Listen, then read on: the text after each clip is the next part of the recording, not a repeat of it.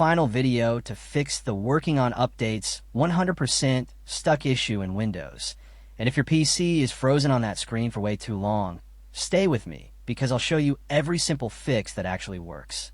I'm from Rexisht, and I know how scary it feels when your computer won't move past 100%. Are you also facing this problem? Windows usually gets stuck at 100% because an update component is frozen, a driver is hanging, or Windows is rebuilding system files in the background and taking longer than usual. A lot of guides online make this sound complicated, but the real fixes are simple. When this happened to me, one easy trick brought my PC back instantly. First, wait at least 20 to 30 minutes. Windows sometimes works silently in the background, and forcing a shutdown too early can corrupt files. If it stays stuck, hold the power button and force restart your PC.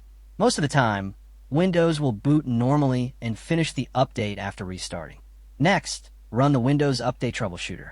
It fixes stuck services and bad update files. Then reset the Windows Update cache by deleting the software distribution and catchroot 2 folders.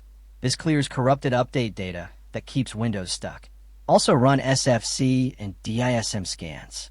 These repair broken system files that